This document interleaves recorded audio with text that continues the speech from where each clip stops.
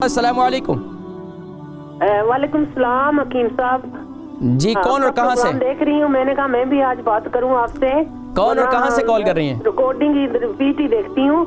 नहीं, last time repeat हुआ। वैसे तो माशाल्लाह हमेशा ही लाइव होता है, क्योंकि तबीयत जब नासाज हो हमारी भी तो फिर मुश्किल हो जाता है यहाँ पहुँचना भी, बर्मिंघम से लंदन। जी तो मैं मिसेस अली बोल रही हूँ बर्मिंघम से। मुझे ना मैदे की बहुत सख्त तकलीफ है।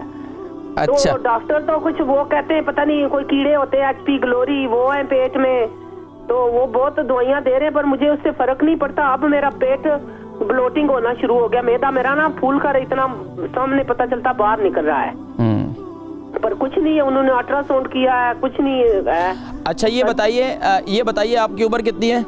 मैं 65। अच्छा ये और वजन कितना है? 84। अच्छा ये बताएं कि ये मैदे की बीमारी आपको कैसे महसूस होता है? दिन में दर्द होता है या आपको सिर्फ उसमें जलन रहती है या खट्टी डकारें आती हैं? क्या महसूस होता है आपको? दर्द होता। अब मुझे दर्द होता, चलूं भी ना तो मुझे पता चलता है ये पेट का वजन नहीं उठा सकती, मेरे मैदे में दर्द होता है। अच्छा डॉक्टरों ने CT स्कैन वगैरह या इसके अलावा कोई टेस्ट वगैरह करवाया आपने? यही कहा है कि वो HP ग्लोरी कीड़े होते हैं, पता नहीं। हाँ एक डिजीज होता है। हाँ वही कि वो सोए रहते हैं तो जब आपको मैदे में तकलीफ हो तो जाग जाते हैं। तो उन्होंने इसके लिए आपको इलाज बिल ग़िज़ा में कोई चेंजिंग करवाई है? क्या मतलब? यानी कि आपको ग्लूटीन फ्री आटे का इस्तेमाल तो या एक ग्लूटीन फ्री चीजें इस्तेमाल करने? ग्लूटीन फ्री नहीं, कुछ भी नहीं, वो तो उन्होंने कुछ नहीं कहा। चले आप प्रोग्राम देखें, मैं जिक्र करता हूँ।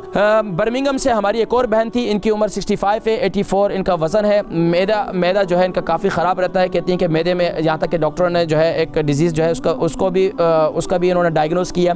तो मैदे की तकलीफ़ के लिए सबसे बेहतरीन चीज़ जो है ना आपके लिए, दिन में रात को सोते वक्त जो है आप क्या करें, नीम गर्म पानी के अंदर या गर्म पानी के अंदर आप उसको इंजीर को गीला कर लें। सुबह उठकर आप इंजीर खाएं, इंजीर का इस्तेमाल करें। इंशाल्लाह ये मैदे के लिए इंतहाई मुफीद है।